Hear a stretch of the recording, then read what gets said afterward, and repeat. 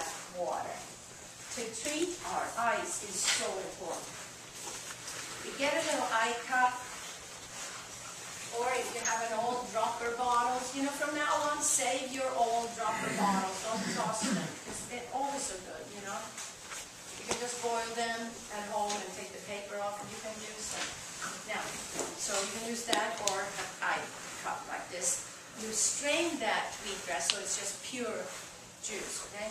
Take half water, half wheatgrass juice. And stand in front of the sink, close your eyes, put it over one eye, and then I look here, and now I open my eyes, okay? Up and down, from side to side, and then I just rinse outside. Then again, half water, half wheatgrass juice, put it on a closed eye. Here I open, look from side to side, up and down, and rinse. Great cleansing.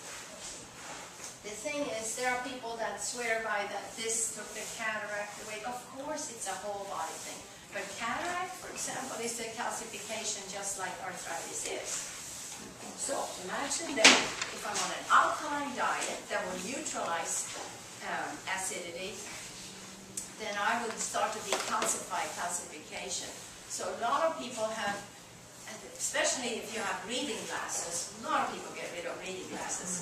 Yes, lots of people. In Chinese medicine, they always said colon and eyes go hand in hand. Imagine you cleaning your colon here. You are going to have better eyesight. Macular degeneration. Yeah, macular degeneration. A lot of people have been able to stop the process. Like, one guy came here and he was blind on one eye, and it was said, told that it was going to take the next. It never did. It never did. Because you need loads of vitamins, loads of minerals to fix this, which you get, you know, from the diet, and you can add extra, like lutein.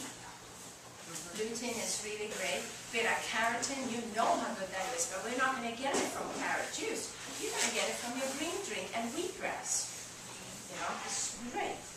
So you can, you know, add some vitamins if you like. Yeah. What is exactly what you put on each eye? Is it just like 2 drops? No, it's half of this, half of that.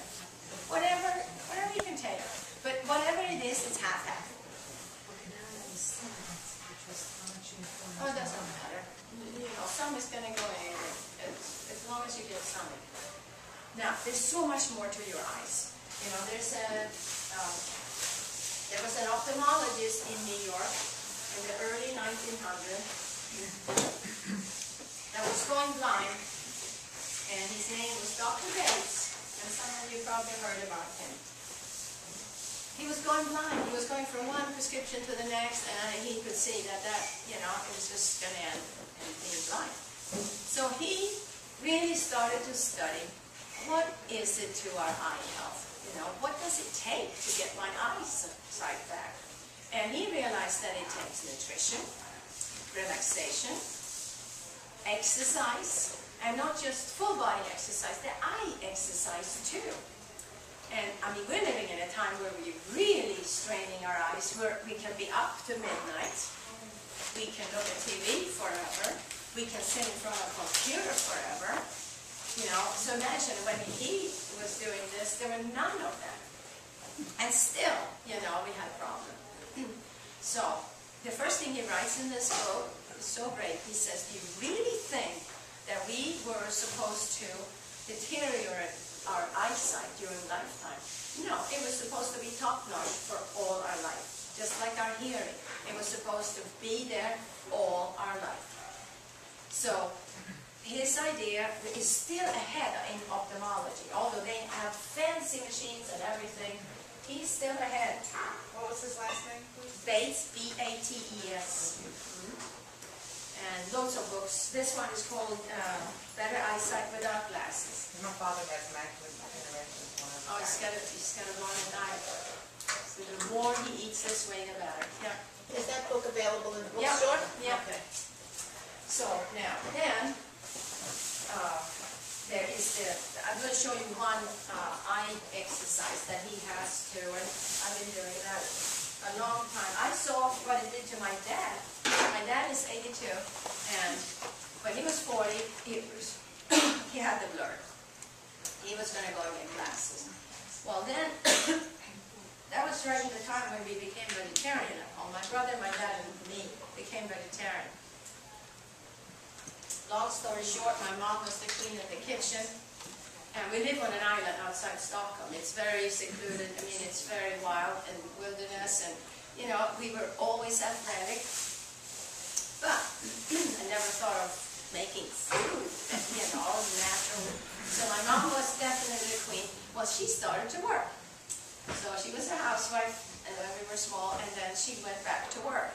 She ran a nursing home in those days. And so she would come home really late.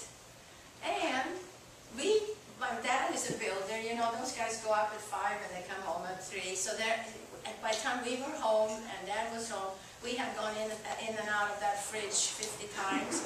We weren't even hungry by the time she had dinner. So they went on like that for a while. One day my dad said, I'll cook. I'll make dinner. Yeah, right. He knew how to fry eggs and bacon and, you know, the stuff that you love for a while, but one day he used to make those pancakes, like 15 eggs and I don't know how much bacon he put in there. Came out this stuff. Hardly fit in the oven. Anyway, my brother and I came home one day and we smelled this pancake from outside. And we said, it was like, that's enough. Enough. We said, Dad, learn how to cook, learn something. And I don't know what happened. He went to the market and picked up lettuce and tomatoes and cucumber and mayonnaise and tuna and made us a salad. And he was like, okay, Dad, that's it. You will make this salad every night from now on. And we could live on that salad for the rest of our life. It was the best thing we ever tasted. So then, anyway, so my mom wondered what on earth happened here. Because she would make delicious dishes, and we're like, no, we want that tuna fish salad, that's all we want. I was like, okay. So then she started to learn more and more, and we got rid of the tuna, and we got rid of all the dairy that we lived on, of course, and the cheese was the last one to go. Oh my gosh, if you read, I wish that book, that I had that book, it was in Swedish, but it was written about the whole process of making cheese, which is the leftovers, the waste of all dairy. It's the worst of all. And then we ferment it. It can crawl by itself. It's totally wrong. After reading that book, what we used to do, all three of us would read a book and we'd be like, okay, that's it. Totally about cheese. So we would read books together and just kind of agree about things. And then beans came in and grains, and before you know it, we were vegan, you know, fumbled into it. Anyway, so my dad, right at that time, that's what we were doing. So he kind of were interested in some alternative to glasses. Happened to read this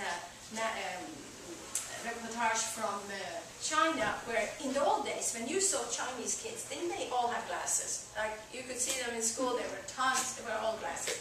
So what they realized, if they could do, before the school started, eye exercise. So now you saw the kids standing on the side of the school bench having to do eye exercise. They got rid of so many glasses that way.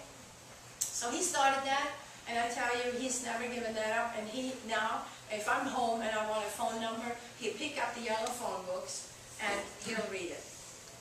Yeah, without anything. So he's just kept up. And he's also active, you know, he's vegan, he's exercised every day. And, you know, he keeps the whole body, it's a whole